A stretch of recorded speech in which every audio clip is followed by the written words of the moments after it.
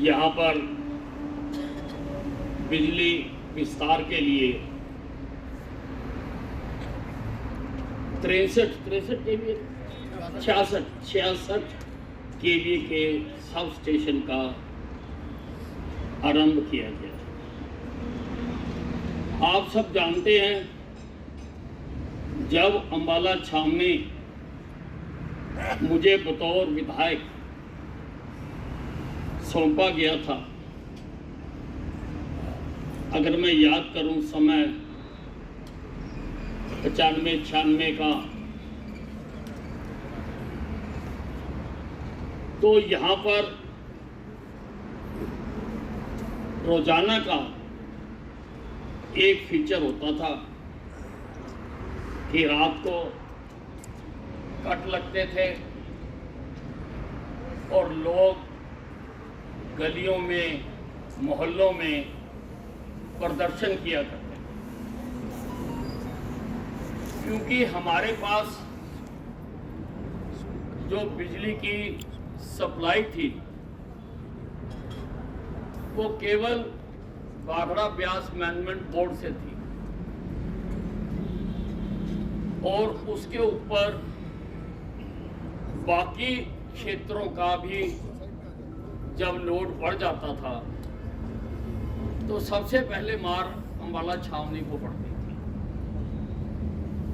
मैं जब विधायक बना तो मैंने अधिकारियों से जब बात की तो उन्होंने मुझे बताया कि अंबाला छावनी बाकी हरियाणा से इसका कोई सर्किट जुड़ा ही नहीं हुआ। बाकी हरियाणा में शाहबाद तक लाइट आती थी, बाकी क्षेत्रों से आती थी, लेकिन अंबाला कैंट का उससे कोई सर्किट जुड़ा हुआ नहीं था। इसलिए यहाँ पर इंडस्ट्री भी सफर करती थी, लोग भी सफर करते थे। मैंने उस वक्त प्रयास किया, मुझे मालूम नहीं वत्स साहब को मालूम है या नहीं, मैंने 66 केवीए के शाहबाद से 2 सर्किट उस वक्त डलवाए, 66 केवीए। तो हम फिर रेस्ट ऑफ हरियाणा या रेस्ट ऑफ इंडिया से हम जुड़ गए थे, लेकिन वो भी हमारी समस्या का पूरा समाधान नहीं था। फिर मैंने काफी आवाज उठाकर तेपला का 220 केवीए का सब स्टेशन लगवाकर दिया था, क्योंकि अगर सब स्टेशन ही नहीं होगा तो फिर हमारे पास लाइट कहां से आएगी। तो तेपला से पहले इंडस्ट्रियल एरिया का सर्किट डला, वहां पर लाइट आई और वहां का उद्घाटन हुआ। मुझे याद है, मैं उस वक्त भी मौजूद था वहां पर। और इंडस्ट्रियल एरिया से यहाँ पर एक सर्किट आता था जिससे यहाँ पर लाइट मिलती थी, लेकिन वो सफिशिएंट नहीं था।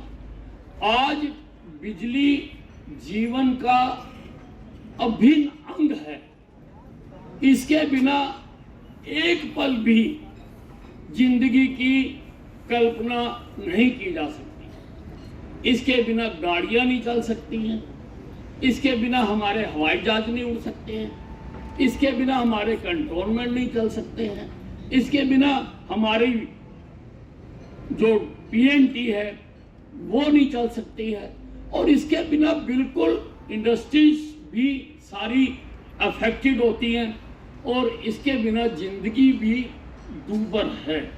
ये अभिन्न अंग है, लेकिन इसको पैदा करना भी खतरों से खाली नहीं है।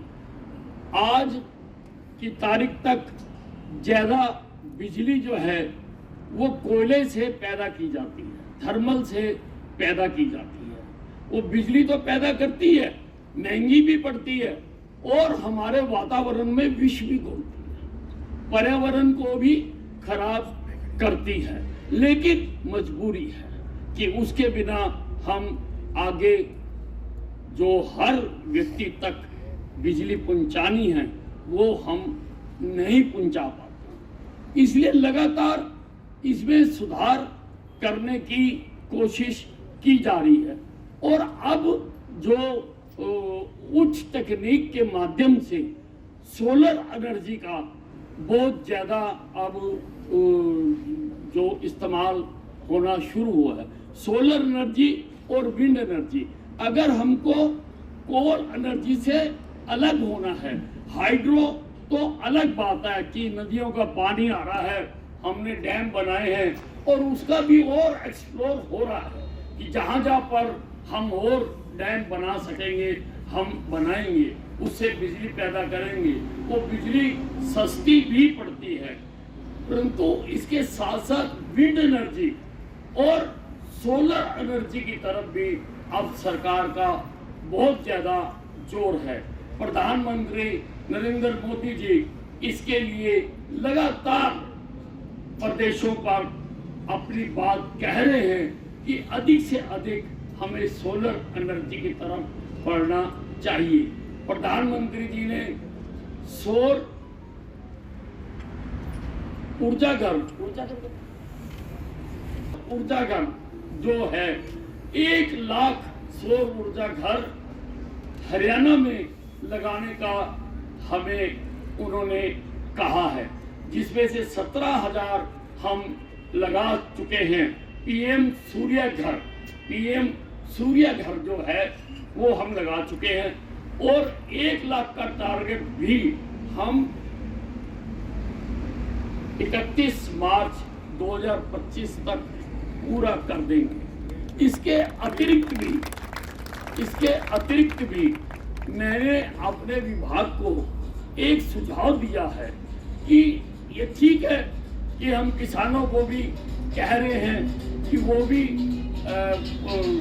अपने ट्यूबवेल के लिए सौर ऊर्जा का कनेक्शन ले, लेकिन वो हेजिटेट कर रहे हैं। उसके लिए भी हमने टारगेट रखा है, लेकिन वो 10 kVA तक का ही उनको अभी कहा है, उससे ज़्यादा के लिए अभी हमने नहीं कहा है। मैंने एक सुझाव दिया है विभाग, मैंने कहा है कि हम किसानों को डायरेक्ट सौर ऊर्जा लगाने के लिए मत कहें, हम गांव में एक सोलर पावर हाउस बना दें। सोलर पावर हाउस गांव में हम बना दें और लोगों को, जो किसानों को ट्यूबवेल के लिए या घरों के लिए, उससे हम जैसे पहले कनेक्शन मिला हुआ है उसी कनेक्शन में ही हम ये सप्लाई दे सकते हैं या उससे ही जोड़ सकते हैं।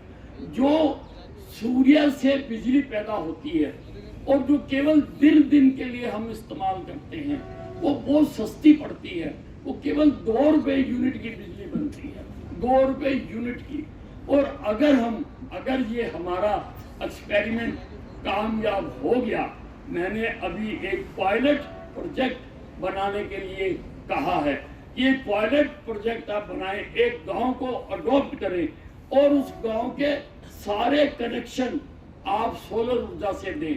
ये जो हम बिजली घर बनाएंगे, ये जो मैंने सौर पावर हाउस बनाने की बात की है, इससे बिजली दिन को ही मिलेगी और हम किसानों को भी कहेंगे कि आप दिन को ही काम करें। जैसे दफ्तर के बाबू दिन को ही दफ्तर जाते हैं और काम करते हैं, आप भी दिन को ही पानी दें। और किसान कहते भी हैं कि हमें दिन को बिजली मिलनी चाहिए, सारी रात हम खेतों में घूमते हैं, तो हम उनका वो जो क्रिया काम है उसको भी बदलने का प्रयास कर रहे हैं। हमने सोचा है और मुझे उम्मीद है कि ये प्रयोग हमारा बहुत कामयाब होगा।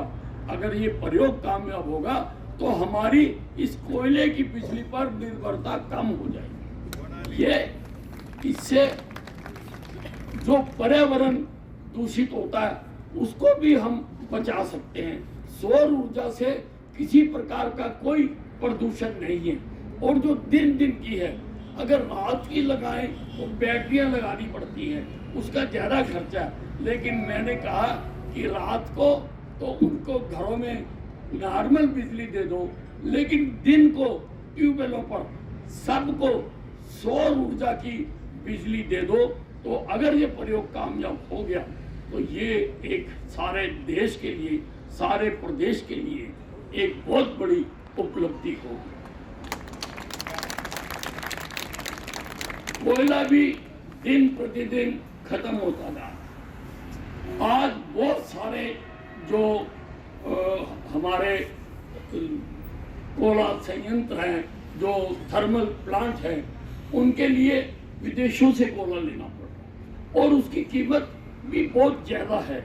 अल्टीमेटली वो कीमत जहाँ तो उपभोक्ता पर पड़ती है या फिर सरकार पर पड़ती है, अगर वो पड़ता जाता है। लेकिन धीरे धीरे इसकी शेडिंग की जाएगी, धीरे धीरे हम सोलर की तरफ जाना आरंभ करेंगे।